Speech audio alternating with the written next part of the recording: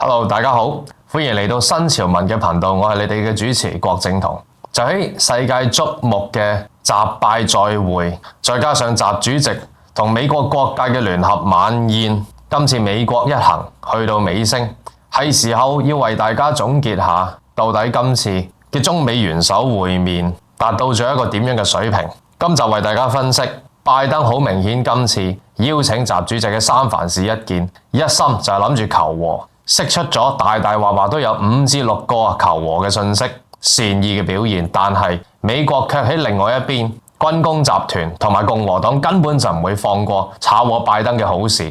連出幾個擺明同拜登對着幹嘅大行動。美國嘅軍方啦、媒體啦同埋眾議院連出幾招嚟到去從中搞局，破壞拜登想修好嘅中美關係。今日就為大家一一嚟到去進行分析。而另外就係黯然失色嘅岸田文雄，根本喺今次即使同個習主席雙邊會談都好，亦都得唔到美國嘅加持底下，係完全冇人關注嘅。但係大家唔知道，岸田文雄卻出現咗滑稽同埋明顯被冷落忽視醜出國際嘅一幕。好明顯，美國主子有重要事嘅底下，岸田都要行埋一邊，甚至出醜於人前都冇人會理佢，冇人會幫佢。轉頭亦都會為大家一一嚟到去報導，笑下都好啊嘛，我哋。另外就係現在喺網上邊世界廣傳得最犀利嘅一篇文章，就係原來20幾年前美國就有1條9、2條1嘅事件。呢個事件之後，原來1年組織嘅頭目推登先生就俾咗一封信美國人，叫做給美國的 letter。呢篇嘢經過20年後嘅今日，喺世界各大嘅社交媒體，由16號開始變成咗超級熱搜。呢封信有咩魔力呢？原來就係揭示咗20年後今日大家睇到嘅巴爾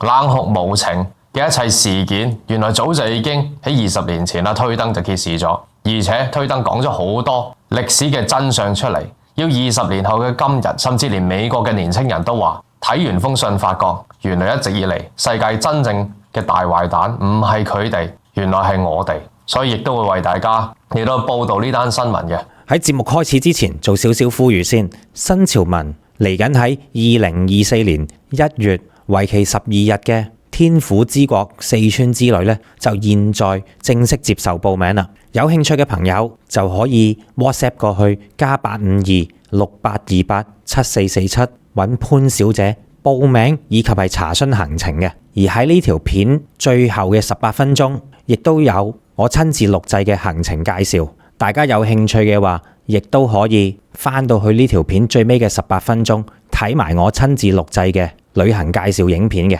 由於呢個旅程係我格仔親自設計，所以到時我亦都會隨團出發。如果想同我格仔玩盡呢12日嘅話，就立即 WhatsApp 過去+85268287447揾潘小姐報名，或者睇埋我嘅旅行介紹影片之後再報名都仲得嘅。喺呢度期望到時見到大家。事不宜遲，現在為大家報導今日嘅重點分析就係喺拜老頭連出起碼大大話話5至6個求和嘅訊息嘅另一邊，美國嘅對家點樣一心諗住去炒和拜登嘅好事，嚟到將中美嘅關係再次推向緊張嘅邊緣。首先第一樣就要同大家講，美國嘅軍工複合體，美國嘅軍方係絕對唔會容許呢個世界有中美關係嘅和好結局嘅。佢哋一定作為軍工嘅佢哋，要呢個世界無風都要起浪，咁佢哋先會貨如輪轉，賺到盆滿缽滿。大家如果仲記得嘅話就係美國嘅防長柯士甸俾人哋話要減人工，減到1蚊美元一個月都唔值咁樣。但係其實對佢嚟講，佢亦都唔介意將呢個人工跌到1蚊美元，因為佢軍工複合體嘅回傭都賺到盆滿缽滿。俄烏嗰邊一話唔再支持烏克蘭嘅戰線，即刻就禁制巴爾嘅戰線，等軍工複合體可以繼續貨如輪轉。就喺拜登同埋習主席嘅雙邊會談，雙方都同意咗，尤其是拜老頭講得好清楚啦，就係話同過去佢就咁講支持一中原則唔同，佢加埋話絕對唔支持台省嘅自立。但係美國嘅軍工複合體係唔會放過任何影響到佢哋生意嘅機會。11月16號美國嘅防長柯士甸，即係呢位啊着制服的朋友，佢咧當其時仲喺印尼嗰度參加緊啊東盟嘅峰會，佢即刻咧就要當其時同媒體講啦，中國同埋美國之間恢復翻軍事嘅對話咧，呢個消息係好嘅，好令人鼓舞嘅。呢個咧就係拜登同埋習主席雙邊會談啊爭取翻嚟嘅一個共識嚟噶嘛。但係喝倒彩嘅說話就要即刻到啦，佢要即刻強調，無論拜登同習主席講過任何言論都好，都唔會改變喺軍方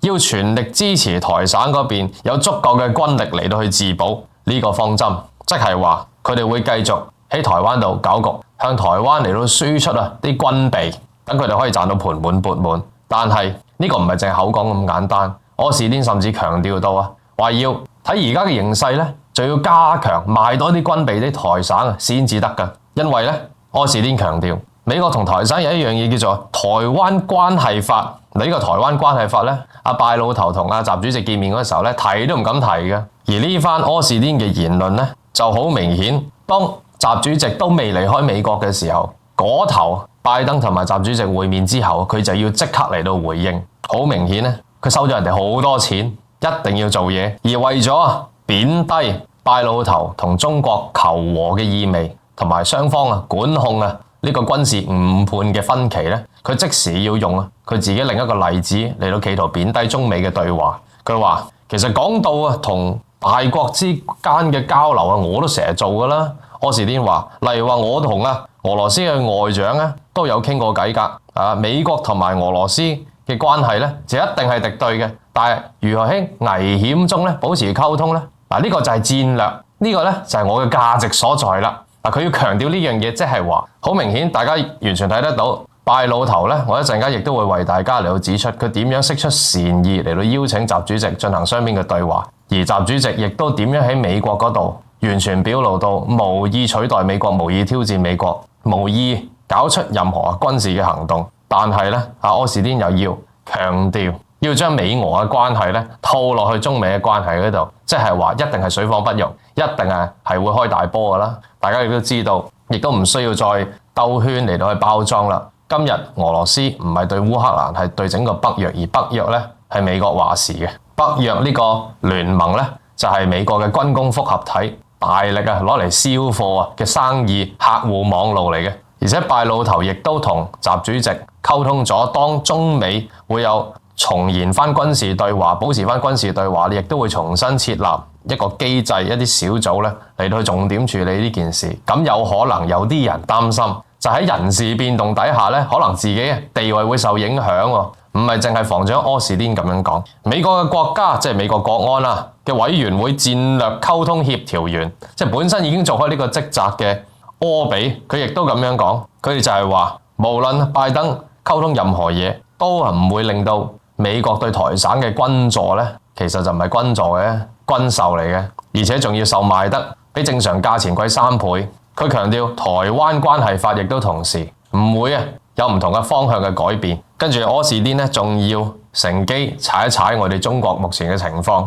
話說剛剛喺北京嘅香山論壇咧，美國嘅防長柯士甸就沒有到來，因為佢自恃自己係美國防長，佢亦都咧覺得中國有人事變動底下沒有同佢平等稱職嘅人等佢嚟進行外訪，所以佢唔嚟。佢話好期待拜老頭喺習拜會嗰陣時候所提到嘅中國會正式邀請柯士甸過嚟中國進行外訪，但係佢又喺度擺架子，就話等中國真係有聖才稱職嘅防長咁我先至到嚟。我費事嚟到嘅時候咧，見一啲同我職位唔對等嘅人士咁樣態度係非常之囂張，可以見得係拜老頭一邊咧就要緩和翻同中國嘅關係，而可能大家可能會覺得美國呢招叫做咧唱紅臉同埋白臉，一個咧就求和，另一邊咧就喺度陽奉陰違。嗱，呢個係唔排除嘅，美國亦都係偽君子，佢絕對係會講一套做一套。但係大家亦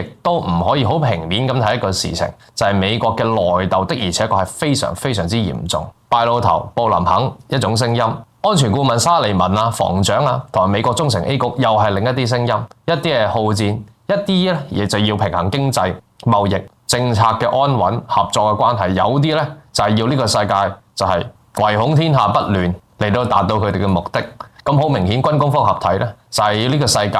佈滿唔同嘅戰線咧，呢個就係佢哋嘅生存目的。所以大家就會睇到呢一幕啦。拜老頭一邊咧就話唔會支持台自立，亦都唔會唔支持一中原則，會避免同中國嘅衝突。另一邊咧，美國嘅柯士甸就即刻就要反駁拜老頭所講嘅一切。如果大家想知道美國喺呢件事上面係玩緊啊，講一套做一套啊，定係真係啊內裏嘅分歧好嚴重，有敵對嘅黨派要炒我拜登嘅好事呢？大家再聽我落去就會知道啦。唔係淨係美國嘅軍方軍工複合體要炒我拜登同中國搞好關係嘅好事，仲有另一邊就係美國嘅議會呢個眾議院呢，就揸咗喺共和黨手裏邊，就喺習主席到美國14號、15號咧就同拜老頭嚟到會面。喺同一日，美國嘅眾議院嘅議長啊，佢嘅身份係超然，亦都有代表性，大聲咁強調到，亦都爭取到美國新聞嘅頭版，就係話我會全力支持2024年嘅美國總統大選，全力支持啊Donald Trump 嚟到去重新選美國嘅總統，要特登選擇喺習拜會嘅日子咧嚟到爭取頭版，仲要講一個同拜老頭嘅對家 Donald Trump。好明顯咧，就係完全係敵對關係，一啲情面都唔會俾阿拜老頭。共和黨同埋民主黨根本係水火不容。話說美國已經就撥款嘅問題咧，就曾經令到個政府停擺，但係如今咧，既然開闢咗另一條戰線，唔係淨係俄烏戰線咯，就開闢咗呢個巴以戰線嘅話咧，美國亦都會喺呢個議會同埋撥款問題上面咧，盡量嘅方便美國去進一步對猶太復國主義嗰邊咧嚟到去撥款嘅。因為美國共和黨係全力盲目地支持以色列對巴勒斯坦嘅全面控制。咁如果大家唔覺得，純粹覺得呢係巧合嘅時候呢，亦都可以舉攞兩個例子話俾大家聽。其實議會呢係點樣想去搞亂習拜會呢件事。大家亦都記得就係美國曾經一度講咗話唔俾我哋嘅特首李家超作為 APEC 嘅成員經濟體之一，去到三藩市嗰邊出席呢個會議，美國係沒有權利做呢樣嘢噶嘛？邊個喺媒體嘅層面上面出先帶出呢個問題，話要唔俾促請美國嘅海關唔好俾李家超入境，就係美國嘅眾議院帶出呢樣嘢，就係要炒和咧。原本商談良好氣氛，要俾壓力拜老頭，要生事端。咁好彩最後咧，李家超都沒有去到，因為如果李家超去咗嘅話，共和黨嗰邊咧嘅眾議院又會有好多嘈雜嘅聲音，又會喺度乘機搞事，破壞拜老頭向我哋中方表示善意。嗱，要先同大家少少注解，拜老頭咧向我哋中方表示善意咧，唔係表示佢嘅人有善意，希望得到和平，佢係諗住咧唔好影響到佢連任，同埋要安撫美國嘅商界巨頭，因為拜老頭孭重飛要幫佢哋開闢中國嘅市場噶嘛。如果啲商界巨頭唔支持佢嘅話，拜登咧就沒有足夠嘅資金去競逐2024年嘅連任啦。民主咧係打錢嘅。而除咗李家超事件之外咧，大家亦都睇得到美國嘅國會亦都就住香港49名政府嘅官員同埋國安嘅指定法官咧，話要進行制裁，亦係議會搞出嚟嘅。喺良好嘅 APEC 同埋習拜會嘅氣氛之前咧，特登要搞呢啲風波出嚟咧，就係為咗將習拜會嘅氣氛推向一個緊張嘅關係上邊，要佢哋咧就住呢啲緊張同埋水火不容嘅問題咧，影響佢哋傾正經求和穩定合作嘅內容。咁所以大家亦都睇到會立法會，我哋香港嘅立法會有呢個聯合聲明，一大紮議員咧企咗出嚟，就係反對呢啲無禮野蠻嘅制裁等等。跟住要講，除咗議會戰線之後咧，美國仲有媒體戰線。須知道媒體戰線咧，如果大家有留意上個月，因為大話巴以之爭咧已經發展咗超過個半月㗎啦嘛，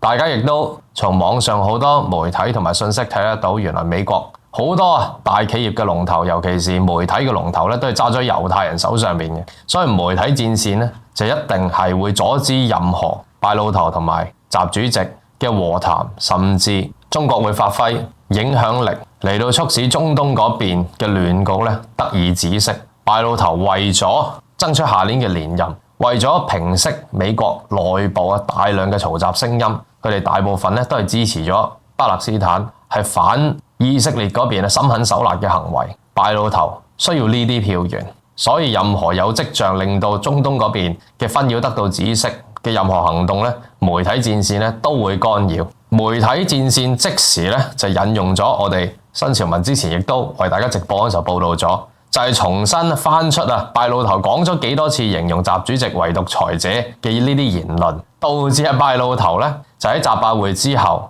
即時嗰個 solo press con 單獨記者會面咧就要解話啦，就係話係我之前的而且確係講咗習主席係獨裁者，不過係一個好嘅獨裁者。佢要兜啦，即刻係以前係講過，但係畢竟美國同埋中國嘅政體唔同，中國咧係用共產主義嚟到 run 緊嘅，唔同嘅政府有唔同嘅形式，我哋係截而不同嘅政體嚟嘅，要強調到同習主席嘅對話咧係坦誠直接，但係咧卻具備建設性，非常之有意義有成效。好明顯咧，美國媒體就係要挖拜魯頭呢啲舊賬嚟到去令到佢支吾以對。咁而拜魯頭目前嘅身體狀況，佢梗係會支吾以對啦。好彩呢啲招式咧，佢唔係唔知嘅，畢竟係官場打滾咁耐，佢有稿噶嘛，佢手上邊翻出嘅舊賬咧就係拜魯頭喺過去，尤其是最新鮮滾熱辣就係今年嘅6月，形容過習主席係獨裁者，就好比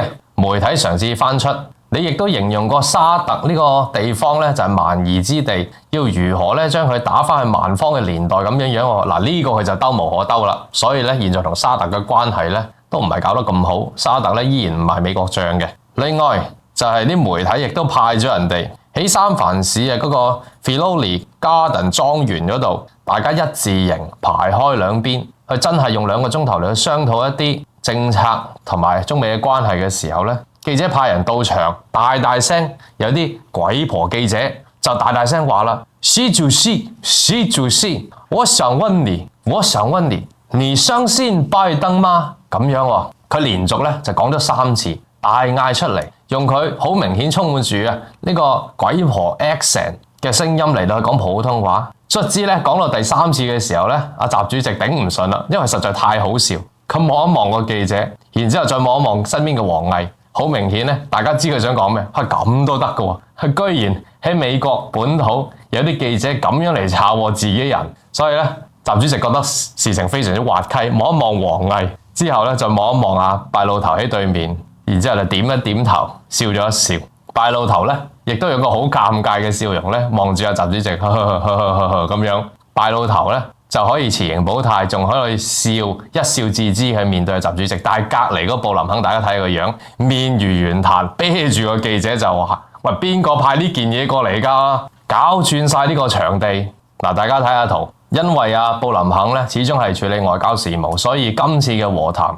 得到一個圓滿嘅結果咧，對佢嘅政績嚟講係非常之重要嘅。所以佢就對呢啲搞事記者咧就恨之入骨啦，就出現咗咁尷尬同埋咁滑稽嘅一幕。咁講到呢度咧，大家可能都會質疑，就係到底拜魯頭係咪一心求和？話俾大家聽幾個原因，佢點解一心求和？因為巴爾嘅戰事，美國係屈服喺猶太人之威、猶太人威底下咧，不能夠不軍助猶太人，而且美國嘅軍工複合體，亦都大批大規軍備咁樣去送過去以色列嗰度，嚟到令到個戰事得以蔓延落去。呢樣嘢係美國改變到，甚至拜魯頭自己都改變唔到嘅美國背後嘅暗勢力嘅裙帶關係嚟嘅。但係咧，呢個戰事繼續咁發展落去，尤其是嚟緊咧就係 Thanksgiving， 嚟緊咧就係聖誕節，即係好比我哋中國嘅過新年，即係鬼佬過年。如果喺咁嘅氣氛底下，呢個戰事繼續有啲咁令人哋唔開心嘅事情發生，過咗聖誕嘅話，就會令到呢個節日咧，大家慶祝得好唔開心，就會有愁雲慘霧。然之後咧就直指拜魯頭點可以喺呢咁普天同慶嘅節日裏邊繼續咁將戰事推演落去。另外就係過咗鬼佬新年，就正式踏入2024，一去到2024咧，所有人對眼咧就係放喺拜魯頭同埋Donald Trump 嘅 rematch 嘅再次美國總統嘅爭鋒上邊。大家試諗下，共和黨嗰邊人全部人都主戰嘅，亦都對特朗普嘅支持度咧係史無前例咁高。話俾大家聽，最新消息已經去到超過60%嘅人係支持特朗普嘅。問題係民主黨嗰邊對拜魯頭，尤其是佢唔撳住以色列嘅惡行呢樣嘢咧，大家都非常之質疑。喺此消彼長底下，絕對會影響民主黨嗰邊嘅選情，仲有同中國唔搞翻好啲關係，嗰啲美光集團啊、科技集團，尤其是嗰個淨係會顧住自己利益嘅馬斯克，任何關係到美國電子界、科技界，任何商貿嘅巨頭，再唔開闢中國嘅市場咧，就會眼白白流失中國嘅市場。所謂美國建造同埋美國嘅內部經濟談何容易？呢樣嘢係冇可能達得到嘅。大家睇下嗰個團體聯合晚宴，坐喺習主席身邊啊，起碼都要30幾萬，咁多商界嘅巨頭出席，都係希望一睹習主席嘅芳容，為博啊習主席一笑，同佢握下手，打好啲關係，就會知道佢哋幾咁重視中國嘅市場。拜老頭不但止要幫商界嘅巨頭爭取中國嘅市場，亦都孭重美債，趕住嚟到 sell 美債同中國，因為中國咧拋售美債咧已經再一次達到咗高峰啦。所以唔係拜登好人，唔係拜登主張和平，而係同中國搞好雙邊嘅關係，唔好再抹面咧，係勢在必行，係有佢嘅必要性喺度嘅。拜老頭喺今次大大話大大小小嘅事情咧，連續釋出咗起碼5至6個外交層面上邊咧對中國嘅善意，我一一為大家嚟到細數。首先，習主席講得好清楚，就係中美嘅關係應該建立起之前講過啦，又有5不4無2，又有4不1無2，又有6不5無2咁樣。而家咧就總結新嘅講法咧，就係5個支柱。而家咧講得好行嘅咧，就係中美關係經過咗呢個習拜會，建立咗喺5根支柱上邊。呢5根支柱就係停止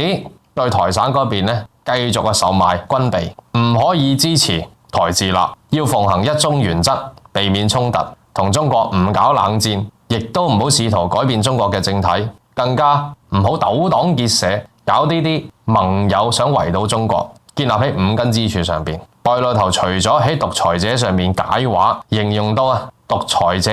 呢個言論並不是講中國唔好，而係習主席有佢統治嘅必要，已經係一個今天的我打倒昨天的我好強烈嘅信息。仲有容許習主席喺聯合晚宴上邊做風頭躉，喺台上面用普通話演講，對全美國嚟到去演說。呢啲演說內容，如果拜老頭係驚嘅話咧，係唔會俾佢上台講嘅。當中亦都包括邀請5萬個美國嘅年輕人親自嚟到中國，嚟到學習一番、遊玩一番，真真正正咁體會下中國嘅文化同埋生活係如何嘅時候咧，呢個就係最好嘅見證。容許習主席喺台上講呢啲，已經係非常之大嘅善意。跟住習主席38年前85年嘅時候，當其時習主席就係31歲。大家最近喺網上面睇到好多呢個習主席31歲喺三藩市呢個 Golden Gate Bridge 嗰度影相呢張相噶嘛。其實邊個將呢張相帶去社交平台？原來係拜登。拜登咧就好滑稽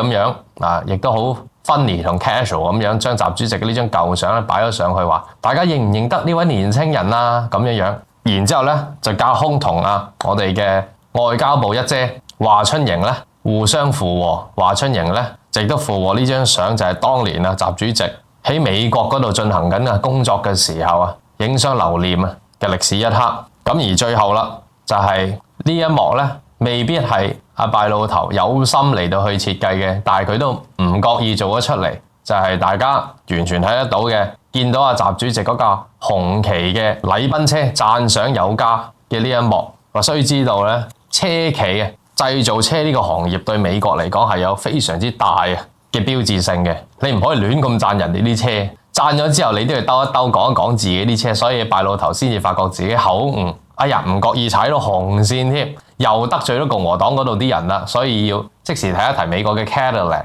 但係咧說咗出去嘅話就好似潑咗出去嘅水，係冇得收翻嚟嘅，所以呢個亦都納入咗美國拜登對我哋中國釋出嘅善意之舉。拜登同中國今次搞翻好啲中美關係對佢自己各方面都係有咁嘅必要。但係美國嘅媒體係唔會放過佢。大家一齊睇下，到底呢個世界嘅媒體，尤其是美國嘅媒體點樣報導習拜會，就會知道唔同嘅國家有啲咩唔同嘅立場。媒體點樣唔放過製造中美嘅關係緊張，嚟到從中達到佢哋嘅政治目的。我哋先睇美國嘅大媒體嚟話 CNN 咁樣樣，佢提到今次嘅習拜會咧，就係好明顯冇咩期望，低期望底下咧滿足最低嘅要求，就同拜老頭所講具有非常之高嘅建設性同埋成效咧係唱反調。美國嘅華盛頓日報就講到，溝通嘅重點就係軍事啊，中美之間有溝通嘅橋梁，就住 AI 人工智能嘅問題同埋美國亂咁食嘢飯壇嚟嘅問題，達到咗合作嘅共識。但係關於台省將會面對嘅選舉問題、台省嘅局勢、南海啊，佢強調係菲律賓、美國嘅盟友啊所面對嘅軍事問題咧，卻得唔到共識。佢哋點都要吹捧關於軍事嘅緊張局面。紐約 Post 就話啦，仲唔留情面咁樣講話，中美之間嘅黃金年代咧就正式講拜拜，此情不復再啦。佢哋話中國以前咧就曾經係一個自由開放嘅國家啦，如今已經不復再，你唔會再見到中國咧自由開放啦。因為對美國人而言咧，只要中國係冇掩雞籠，佢嘅人事同埋資金咧自出自入嘅時候，尤其是啲情報單位自出自入咧，就對佢哋嚟講係一個自由同開放。只要中國懂得保護自己，有呢個國家安全嘅意識咧，就係唔自由開放。原來紐約時報亦都話，中美之間嘅權力經過呢個習拜會之後咧，好明顯對呢個世界格局有微妙嘅變化。呢個微妙變化咧，就係表示中國係唔會唔想取代美國嘅，只不過中國係剛剛經歷咗艱難改革開放嘅40年啫。而家咧，中國已經度過咗呢個艱難嘅40年啦。下一個40年，中國係絕對冇人會懷疑係會建構一個軍事強國、科技強國同埋經濟強國，就會向住取代美國啊，成為佢嘅目標嘅。嗱，睇下呢啲就係美國嘅媒體啦，就唯恐天下不亂嘅嚟搞事嘅。跟住我哋睇下其他媒體，就算 mild 啲嗰啲都會話，中美嘅關係咧並沒有因為咁樣嘅習拜會而重新設定，只不過係一啲無關痛癢嘅事情達成一致啫。嗱，就算連平和啲嘅都係咁樣講，都係唱反調嘅。咁我哋睇下呢個世界其他國家點報道習拜會啊？例如話俄羅斯咁樣，嗱，俄羅斯大家都大概明白佢嘅立場嘅，佢嘅報道就係兩個大國嘅元首進行咗雙邊嘅會談，呢個係一個非常之大嘅突破，亦都對呢個世界未來嘅影響，對亞太局勢嘅影響咧，有非常之大嘅影響力。而且呢個會面係一個好強烈嘅訊息，呢個訊息係乜嘢？就係中國嘅到來喺呢個畢竟係 APEC 啊，亞太經合組織嘅峰會上邊製造緩和嘅氣氛咧，就會令到中國咧從中得利，令到美國咧就會不利。習主席喺今次 APEC 嘅峰會充分表現到如何削弱咗美國對呢個亞太經合組織嘅影響力。嗱，呢個就係俄羅斯嘅解讀同埋佢嘅立場啦。佢哋都係戰略嘅基因同埋戰略嘅角度嚟到睇呢件事。當然好，呢件事如果以戰略嘅角度，唔係以和談和平嘅角度嘅話咧，喺佢哋眼中嘅解讀就係好明顯，中國係真係喺呢個亞太經合組織嘅影響力咧，係開始動搖咗美國，削弱咗美國嘅影響力嘅。咁我哋睇下歐洲啊，例如話睇下法國，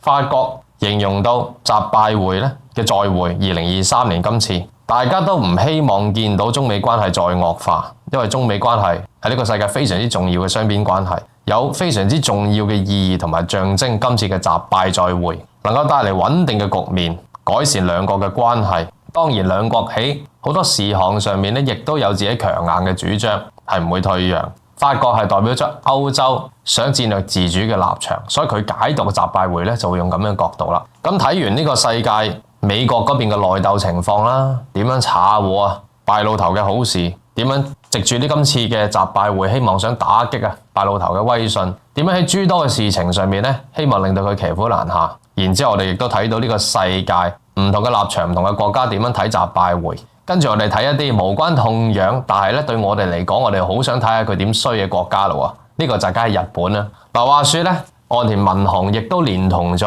APEC 嘅其他國家，有機會喺16號同習主席進行呢個雙邊會談。岸田咧喺見面之前咧就叫陣講得好清楚噶啦，就話一定要就住8月嗰陣時候日本覆水難收嘅呢個事件咧，中國全面喺8月24號禁咗日本嘅水產噶嘛。我要就住呢件事要平反，要同習主席嚟到申訴，要佢入翻日本嘅水產等等。岸田文雄亦都講得好清楚啦，就係話要就住數據科學，希望習主席冷靜咁樣面對日本水產嘅問題。仲有嗰啲日本嘅碟喺中國度搞事被拘留咗嘅，亦都要提出申訴。咁講就天下無敵啦。咁到底喺會面嗰陣時候岸田文雄有冇咁有氣勢真係對住習主席直接就講覆水難收都要收，日本水產你哋要照入，有冇咁講到？梗係啊，唔敢直接咁講啦，好婉轉咁稍微提到，雙方嘅會談呢都係重點講到兩國之間作為亞洲嘅大國要管控分歧，唔好誤判，唔好有任何摩擦，保持呢個良好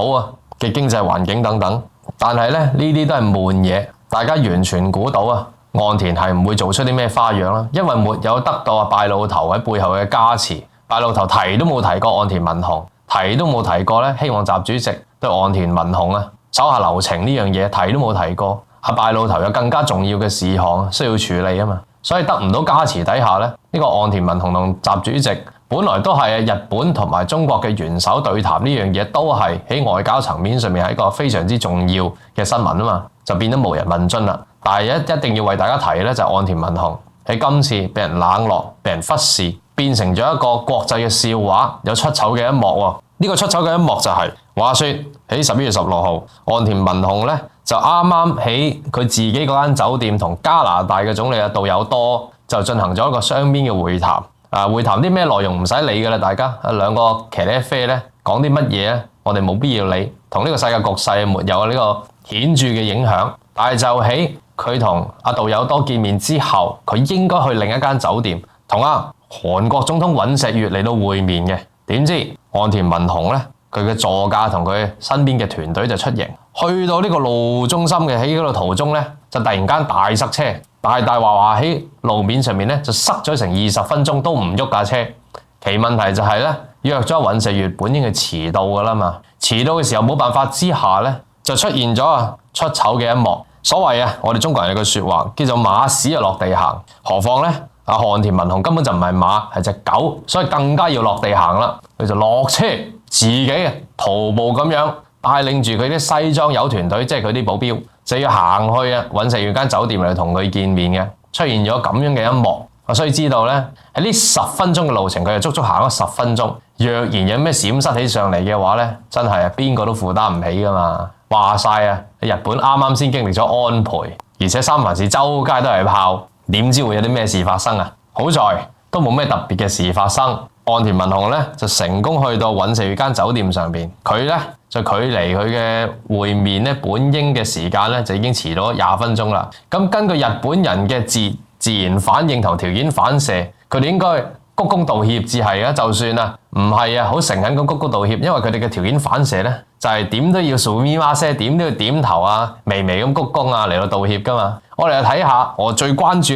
就係有冇終於見到遲到20分鐘嘅岸田文雄會對尹錫悅有鞠躬嘅一幕咯，係冇嘅。嗱，大家睇下，所以日本人嘅道歉同誠懇其實真係唔係條件反射咁簡單，佢哋自己心裏邊係會計數嘅。你係唔會見到岸田文雄對住尹錫悅鞠躬嘅一幕，你只會見到尹錫悅對住岸田文雄同埋日本國旗鞠躬嘅一幕嘅啫。佢哋心裏邊係分得好清楚嘅。明明自己遲大到20分鐘啦，走過去都話喂，唔好意思，我幫大家嚟到講埋佢哋嘅對話內容都得㗎。大家睇下呢張相，一入到會場嘅時候岸田文雄遲到20分鐘，走去同尹錫悅握手嘅時候，喂，唔好意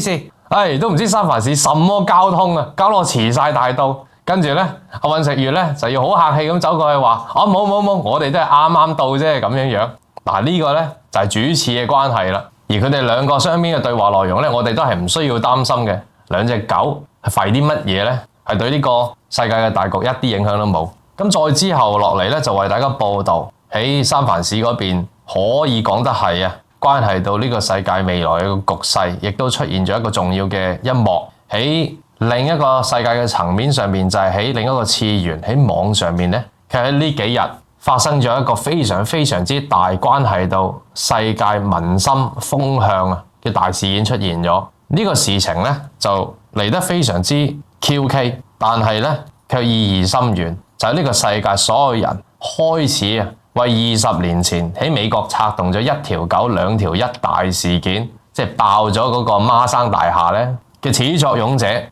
推登及其組織進行咗一個大平反。呢件大平反就關係到喺2002年英國就有一個媒體叫做《衛報》，話說當年佢就有篇新聞同埋有封信，亦都就住呢個新聞同埋呢封信咧，本來係阿拉伯語，亦都翻譯咗英文嘅版本，一直咧就喺網上邊嘅。但係就係呢2-3日短短呢篇信同埋呢啲新聞咧，就喺網上得以廣傳，廣傳嗰個率啊係比以往多咗4000幾倍，多咗網上就算最普通、最唔願意去傳有關推登嘅一切嘅呢啲網站咧嘅搜尋率啊，都多咗400%。點解會咁樣呢？呢篇信嘅名字就係叫做推登給美國人的一封 letter。嗱，我講呢單新聞，大家唔會見到有圖，同埋我又會用大量嘅代語，因為極之敏感。任何關於推登及其組織嘅一切，尤其是美國嗰個孖生大廈，什麼1條9、2條1呢啲日子咧，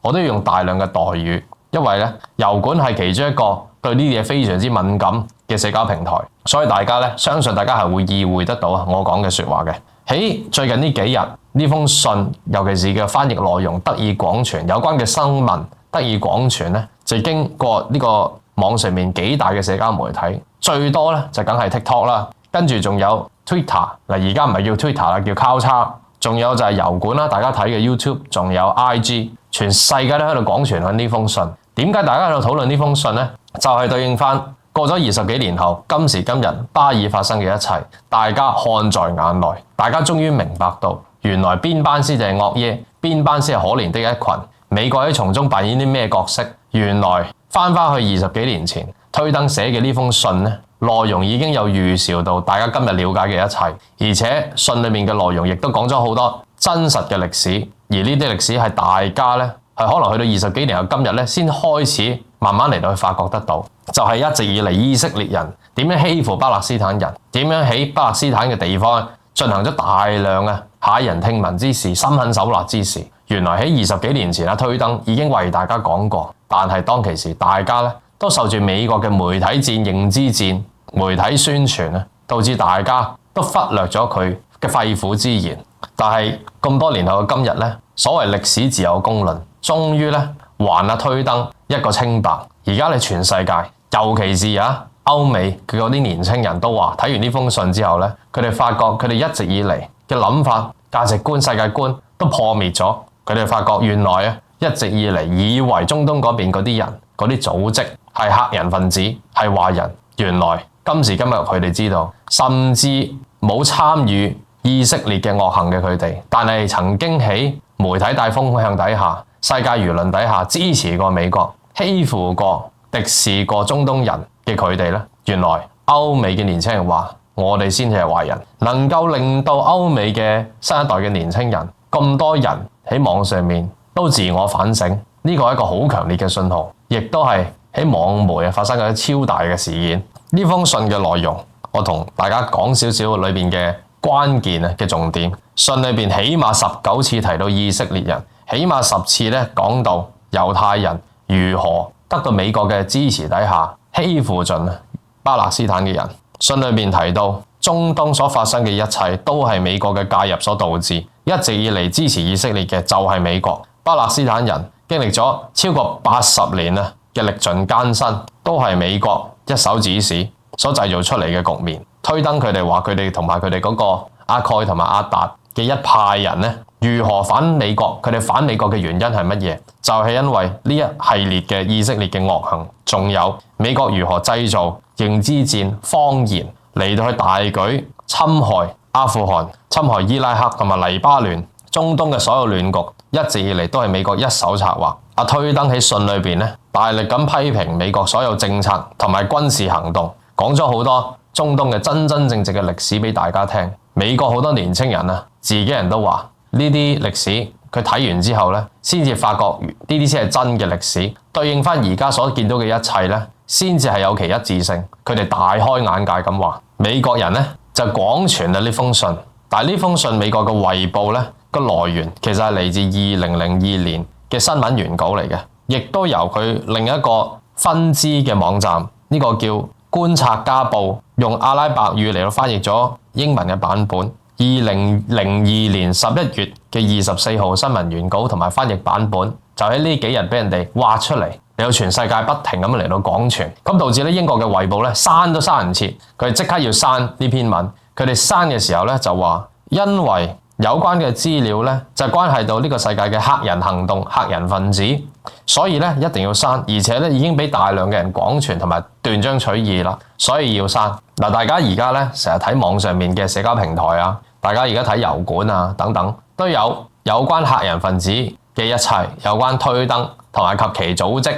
有關嘅資訊咧，你提一提都唔得，提一提都俾人北台嘅。呢個係一個非常之敏感嘅嘢。原來呢啲敏感就係一直以嚟大家覺得理所當然，梗係唔提得啦，因為敏感啊嘛。其實就係西方世界、西方勢力對真係被欺負嘅一班人嘅呢啲消息封鎖。如果咧衛報想做一模一樣嘅嘢咧，反而令到美國嗰度有更大嘅反動力。美國嗰邊有其他社交平台，有其他媒體指導，你彷彿好似咧覺得啲人唔識上網咁樣。你呢頭刪得，你做啲咁野蠻嘅手段嚟到去封鎖消息，你只會令到咧美國人更加反動力更加強咁去喺 search 喺網上面有其他媒介同埋其他連結咧，再分享出去，卒之就導致今時今日咁樣嘅局面。而家咧美國嘅人話，佢哋睇完呢封信，顛覆咗一直以嚟嘅認知，佢哋決定今時今日，佢哋以後唔會再用一直以嚟美國俾佢哋嘅教育，美國喺全球嘅事務上邊，喺教育上邊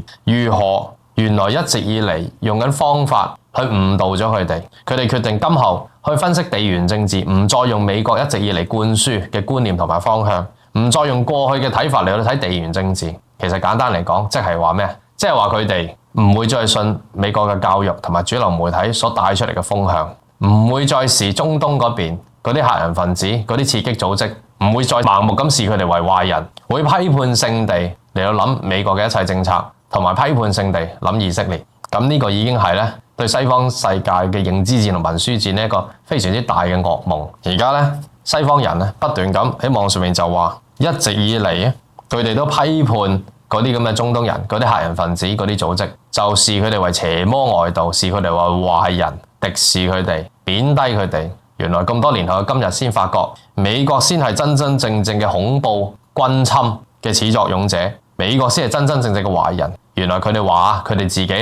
先係被美國人 sell 到呢啲主義嘅一群。佢哋形容到如今玻璃牆已經碎咗啦。為咗彌補佢哋一直以嚟敵視中東嗰邊嘅嗰啲困難組織、嗰啲刺激反撲嘅組織，為咗做翻啲應該做嘅事，佢哋決定更加要將呢封信同埋呢啲有關嘅新聞用佢哋嘅社交媒體再大力啲廣傳出去，嚟到去彌補翻佢哋昔日嘅過錯，就所以變到而家變成嗰啲世界網上第一大熱搜。所以知道Twitter 啊、油管啊、IG 嗰啲已經全力禁關於一切資訊嘅啦，就係講話因為裏邊有呢個黑人內容，但係TikTok 佢係呢個世界傳得最勁嘅一個社交平台喎，就令到美國嗰邊嘅眾議院嘅議員即刻要提出，睇下我哋點禁都禁唔到 TikTok 而家先係傳得最勁。而家 TikTok 嗰邊不但止要廣傳呢封信嘅內容啦，有關嘅新聞啦，甚至將過去推登所拍嘅一切片段一切有關嘅新聞再次成為咗大家嘅熱搜。大家係再次用而家清晰嘅角度睇翻當其時對推登嗰邊嘅報導，再一次細味當其時點解呢班人要用咁刺激嘅手段嚟到反撲反美。所以無論係今時今日對推登嘅一切，甚至對巴爾嗰邊最真確嘅局面都係多得我哋中國嘅 TikTok 令到真相得以廣傳。如今好多人都話啦，呢封信變成咗好似彷彿世界歷史嘅嗰啲偉人寫嗰啲信件一樣，變成咗歷史嘅名著。相信冇人會阻到佢流傳落嚟，亦都俾後世人知道，原來自己喺幾十年嚟喺美國嘅呢個文宣工程底下係點樣蒙在鼓裏。告誡後世人就唔好亂咁信媒體帶嘅方向，唔好信美國人。推登當年喺信裏邊就已經提到過，美國如何促使以色列立國呢樣嘢本身就係違背歷史，本身就係製造事端嘅重罪。美國係背後嘅元兇，多次刪改歷史、講大話、製造假嘅故事，將猶太人立呢個地方合法化、合理化，話呢個地方係佢哋有份，係美國炮製出嚟嘅。巴勒斯坦一直以嚟都受住呢啲攻勢底下流咗無盡嘅眼淚，同埋流咗無盡嘅人紅。推登話巴勒斯坦人佢哋嘅血淚係唔會白流嘅，為住大量嘅婦女同埋大量嘅細蚊，佢哋嘅離去同佢哋嘅犧牲亦都唔會白白，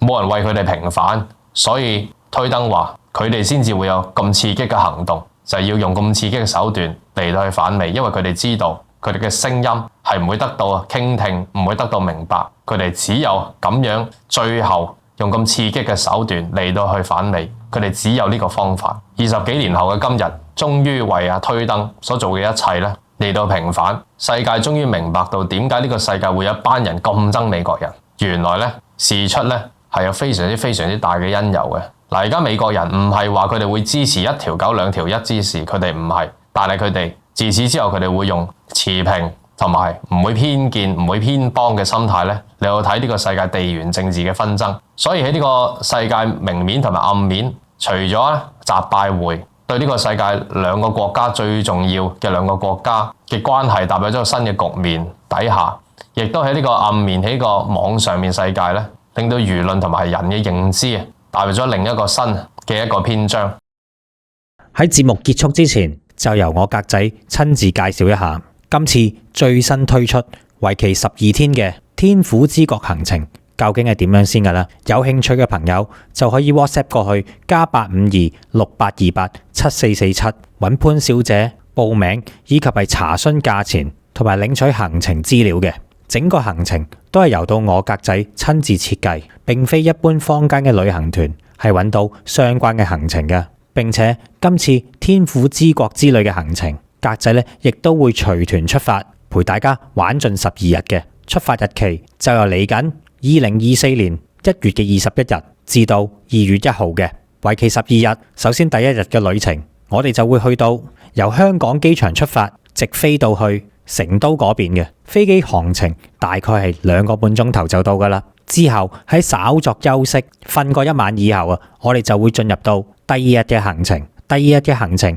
就會由成都嗰邊乘坐我哋特登安排到嘅飛機椅旅遊巴前往西昌，然之後咧就沿住呢個亞西高速公路呢一條被譽為中國最靚嘅高速公路之一嚟到去正式抵達西昌。去到首先為呢個旅程熱下身，參觀到呢個瓊海國家濕地公園嘅。瓊海國家濕地公園係一個面積好大嘅淡水湖，以水質清澈見稱嘅。佢嘅景色優美，亦都係一個盛產魚蝦嘅地方，係一個有名嘅天然漁場，亦都係一個國家級有名嘅濕地公園嚟嘅。成個瓊海分為觀鳥島、夢裏水鄉、煙雨鷺洲同埋西坡鶴影嘅。呢度嘅景色非常之優美，絕對值得我哋花時間嚟到呢度睇一睇嘅。之後嘅行程就會去到第3日，亦都係今次整個行程嘅主要一部分。話晒咁遠，由成都搭車過嚟西昌，當然梗係要參觀到屬於我哋國家4大發射中心嘅其中之一個西昌衛星發射中心啦。西昌衛星發射中心位於四川省西昌市嘅航天北路，係隸屬於中國人民解放軍戰略支援部隊嘅，亦都係中國嘅飛彈以及係衛星嘅發射基地之一。早年呢一度咧係禁止參觀嘅，但係隨住內地旅遊嘅開放，西昌衛星發射中心亦都會喺某一啲時間係接受遊客參觀嘅。今次我哋亦都有幸爭取到參觀西昌衛星發射中心嘅機會，大家千祈就萬勿錯過啦！喺參觀完衛星發射中心之後呢，我哋就會去到參觀阿柳耶彝文化風情實景火獸劇嘅。呢個火獸劇係當地著名嘅少數民族嘅一個實景劇嚟嘅，裡面就彰顯咗彝族獨有嘅風情文化，而且佢嘅場面規模非常之龐大。如果嚟到西昌冇睇過呢套火獸劇嘅話，真係唔好話自己嚟過西昌啊！再之後呢，我哋就會去到大石板村、唐縣以及係建昌古城嘅。之後我哋就會離開西昌，嚟到第4日嘅行程，就會由到西昌嗰邊去到另外一個城市樂山市嘅。喺樂山市有一個非常之著名嘅景點，亦都係一個著名嘅世界文化遺產。呢個就係樂山大佛啦。樂山大佛被譽為世界第一大佛，佢係一座彌勒佛像嚟嘅。整座佛像就刻喺凌雲山嘅岩壁上面，佢嘅高度幾乎同佢身背後面嘅嗰一座山係一樣咁高嘅，而且腳踏住江水，睇起上嚟十分之雄偉。喺呢度呢，我哋亦都會嚟到包船，從另一個角度去到確保可以睇得晒整座大佛。之後我哋就會從樂山大佛去到峨眉山嘅附近嘅，然之後就進入到第5日嘅行程。嚟到峨眉山，當然我哋就要上到峨眉山嘅金頂啦。喺呢一度呢，我哋仲特登重金咁安排到乘坐獨立嘅環保車，直達纜車站，然之後呢再可以乘搭埋纜車，直接往返到峨眉山嘅金頂嘅。以往嚟講，要去到峨眉山嘅金頂需要一定嘅體力，但係現在我哋就可以免除呢個煩惱，摁腳咁樣啊，就能夠可以去到峨眉山金頂噶啦。然後呢，我哋就會進入到第6日嘅行程，第一站就會嚟到呢個成都博物館。成都博物館就係1984年正式開放嘅，而喺2009年，成都博物館嘅新館呢亦都開始修建，並且喺2016年6月就嚟到正式開放嘅。呢度嘅館藏非常之豐富，亦都係國家嘅1級博物館嚟嘅。代表嘅藏品就有石犀牛、京粵松七人像，以及係漢代嘅石碑嘅。由於館藏實在太多，多到講都講唔晒。正所謂要了解一個地方嘅來由，去到當地嘅博物館去了解就係最好嘅第一步。當大家進入到博物館之後，就會了解到點解四川係會叫做天府之國。喺天府之國呢個名詞背後，包含住整個中國由戰國時期去到魏蜀吳三國鼎立嘅時期之間嘅歷史嘅。之後呢，我哋就會去到位於四川博物館附近嘅武侯祠。武侯祠呢個祠佢相當之特別，佢係唯一中國君臣合一，亦即係君臣合祠嘅祠廟嚟嘅。再講一次，亦即係君臣合祭嘅祠廟嚟嘅，由武侯祠、漢超列廟以及係衛陵所組成嘅。武侯祠始建於公元223年，初時係漢超列帝劉備嘅一個陵寢嚟嘅，後到尾就一齊拼入埋三國時期蜀國嘅丞相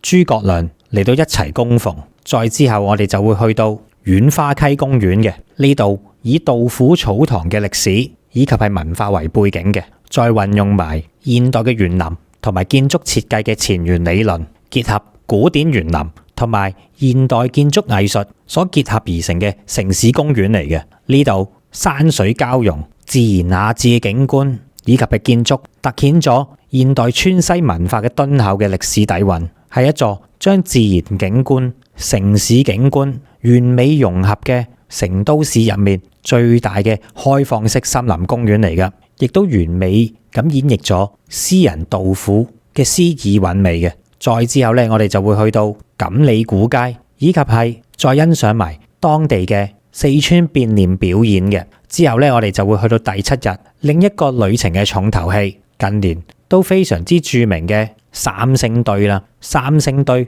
位於四川省廣漢市嘅城西三星堆鎮嘅，佢係屬於青銅時代嘅文化遺址嚟嘅。但係佢最特別之處就在於喺三星堆裏面揾到嘅嗰啲文物，除咗有3000幾年嘅歷史之外啊，亦都同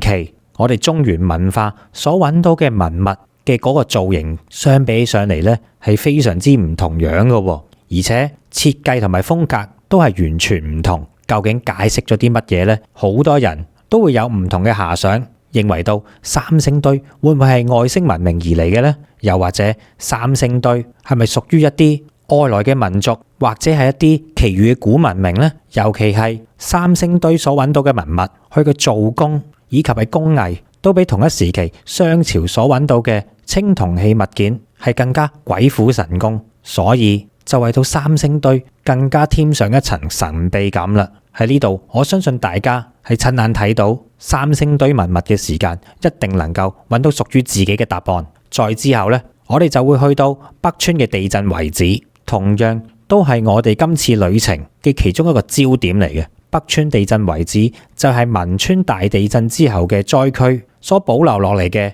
完整景象嚟嘅，亦都係世界上面原貌保護規模最大、地震破壞最全面嘅一個地震遺址嚟嘅。基本上喺呢一度所保留到嘅都係當刻汶川大地震嘅原貌。喺呢度我哋就可以學會如何居安思危，如何敬畏大自然。相信對於我哋呢一啲住喺絕對安全城市嘅朋友係有一個好好嘅學習作用嘅。之後嚟到第8日嘅行程，我哋就會嚟到劍門關鎮嘅，係歷史上非常之知名嘅關隘嚟嘅。喺古代時候，如果要進入蜀地嘅話，攻下劍門關就係佢嘅必經之路，而且要進入到四川蜀地嘅話，喺經過劍門關之前，仲要走過地勢險要嘅蜀道。因此，我哋喺呢度咧，亦都可以見識到唐代詩人李白所講到嘅蜀道之難，難於上青天。究竟佢真正嘅意思係點樣？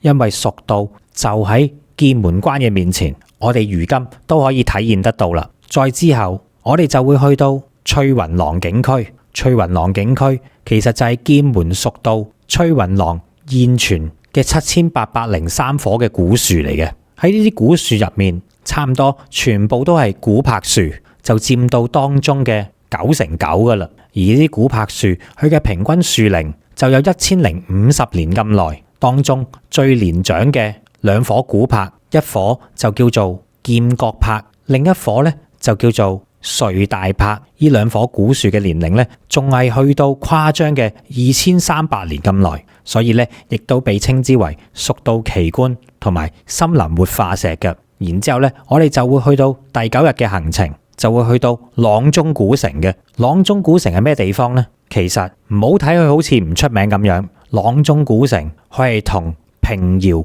麗江、攝縣並稱為中國嘅4大古城嚟嘅，亦都素有天下第一江山之稱。阆中古城佢嘅建築風格係完全體現到我哋中國古代嘅居住風水觀，棋盤式嘅古城格局融合到南北風格於一體嘅，亦都係中國古代建成選址天人合一呢個標準嘅最完美嘅一個典範嚟嘅。喺阆中古城就有張飛廟、永安寺、五龍廟、滕王閣、觀音寺、巴巴寺以及係大佛寺，仲有川北道貢院等，總共8個全國重點文物嘅保護單位嚟嘅。咁所以我哋點能夠錯過呢笪地方呢？之後呢，我哋就會去到第10天嘅行程，嚟到由成都航空工業花咗歷時2年所興建到嘅首座園林式嘅戰鬥機博物館嘅。呢個同樣都係行程嘅重點。當然我係一名軍迷嚟噶嘛，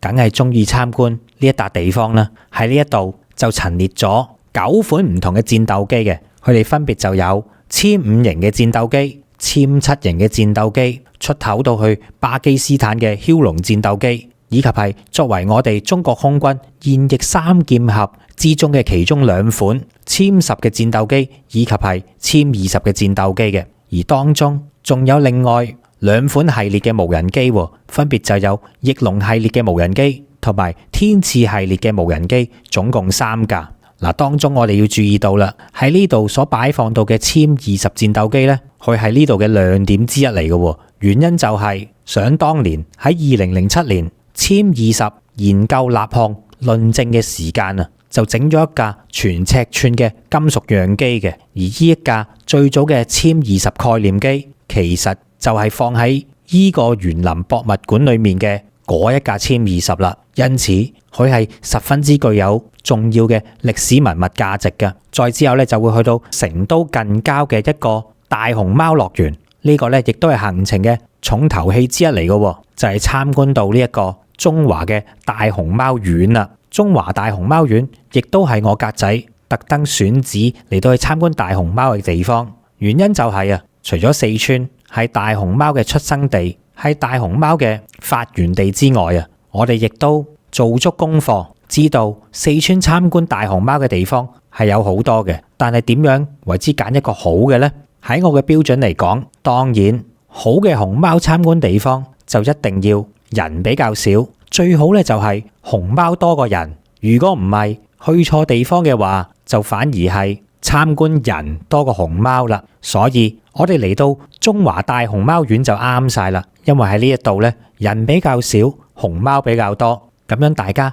就可以毫無障礙睇清楚呢度活潑可愛嘅熊貓，仲可以作出近距離嘅接觸。呢一種感覺係喺其他嘅動物園唔能夠感受得到嘅。再之後呢，我哋就會參觀到我哋中國人古代嘅智慧結晶都江堰千年水利工程啦。喺古代憑住有限嘅人力以及係建造技術，究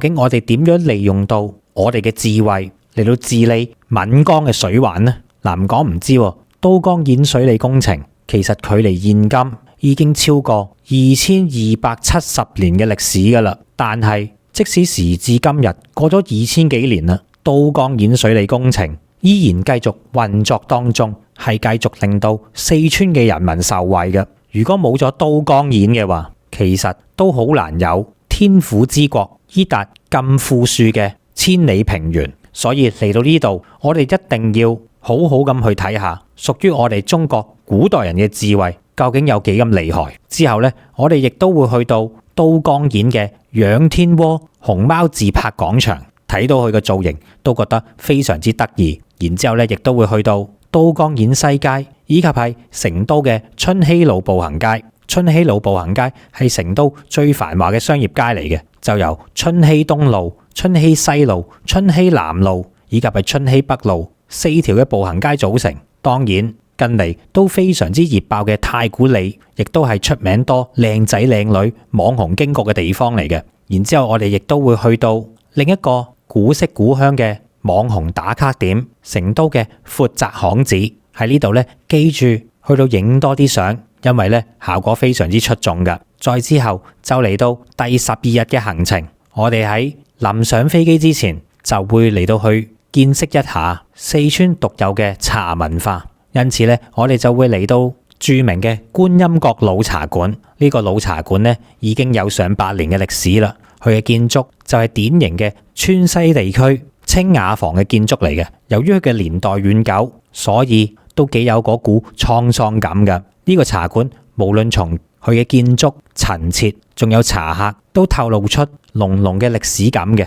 亦都係最具四川文化嘅特色。然之後我哋就會搭專車前往成都天府機場，直飛到香港，就嚟到結束今次為期12日嘅旅程噶啦。喺呢度順帶一提，今次呢一個12天嘅天府之國旅程，格仔係會隨團出發嘅，因為話晒呢個行程都係我設計噶嘛。而且我哋喺全程所安排到嘅旅遊巴呢，都係俗稱2+1座位嘅飛機椅旅遊巴嚟嘅。佢嘅座位非常之闊，係我哋特登預訂，唔係一般出邊嘅旅行社可以坐得到嘅。再嚟，我哋仲會為每一位團友特別加送到每人一張夠晒呢12日旅程所用到嘅一張數據漫遊電話卡嘅。呢張數據漫遊電話卡係可以直接連通香港，所以即使身處國內都可以暢通咁使用到類似 WhatsApp 啊、睇 YouTube 啊，